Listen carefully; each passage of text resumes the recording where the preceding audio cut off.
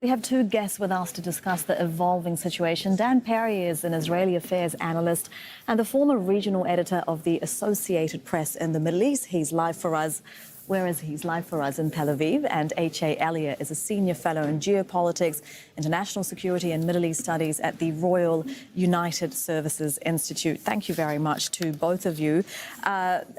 Mr. Hellyer, I'll start with you in Cairo. Netanyahu said that he's only going to negotiate with Hamas now under fire. What are Hamas's current strengths and capabilities? How much more war can they withstand? Thank you for having me on the program. I think what we've seen over the past, almost 18 months now have been at various degrees of intensity. Israel trying to nullify Hamas as a military entity in Gaza. And it's done so by an incredibly aggressive and brutal campaign on Gaza. And we haven't seen Hamas collapse. On the contrary, Antony Blinken, just before he ended his term as Secretary of State, said that Hamas had basically replenished their numbers of people that were willing to fight for them as a result of this campaign on Gaza. Mr. Perry, you think that Netanyahu believes he can force Hamas out of Gaza using military means? And to H.A. Hellyer's point about how their resources, the fighters' resources have been depleted, but they can make up the numbers. What can numbers alone, how much can numbers alone withstand without the weapons, without the technology? I think Netanyahu does believe that he degraded Hamas significantly. It's true that they may have replenished many of their cadres. I don't know if it's the same number or almost the same, but they have a lot of people. But it's not the same quality of people. These are not the same fighters who were trained for years and years, had the weapons that they did. Hamas is undoubtedly degraded.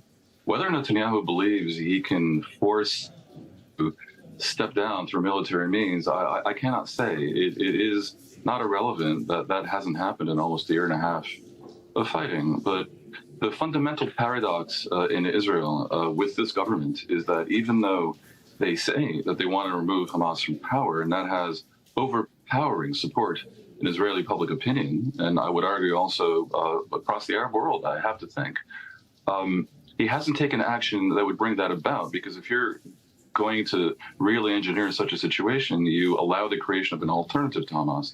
Even if Hamas were to give up today, it isn't clear what would come in their place. The default option of an Israeli military occupation, certainly one that is permanent, is very unpopular in Israel, hated by the security establishment, would be by the security establishment. But what about the government and those in the government who aren't open to an alternative to Hamas? Because there are some who want to resettle Gaza itself, who do want to ethnically cleanse Palestinians from Gaza, from the occupied West Bank too. Look, this government has no strategic plan, as my fellow panelist suggested. The strategic plan of Netanyahu seems to be that he should somehow cling to power as long as possible, and the next election isn't planned until October 2026. It's true that there are some in Israel that want those things, but it's a small minority. Nonetheless, tragically for Israel, for the Palestinians, for the region and the world, that small minority of Israeli far right-wingers does control the fate of Netanyahu's coalition. I doubt Netanyahu wants a Jewish settlement of Gaza, nor believes that it can be ethnically cleansed. He is fundamentally, whatever else can be said of him, he lives in the Euclidean universe. But his government constrains him for sure.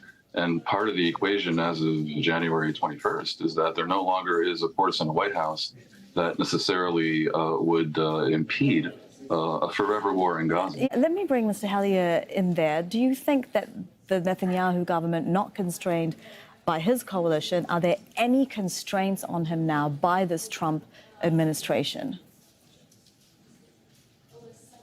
So constraints wouldn't be the word that I would use. I would say that the relationship between the White House and Tel Aviv today is somewhat different because on the one hand, you have someone in the White House who isn't going to start talking about putting limitations on what type of weapons can go. And in broader terms, I think Tel Aviv feels very empowered to do what it sees fit when it comes not only to Gaza, but with regards to Syria, less so with regards to Lebanon, but certainly with regards to Gaza.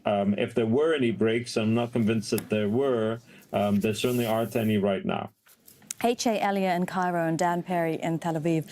I'm afraid we've run out of time, but thank you both very much for your analysis. We appreciate it.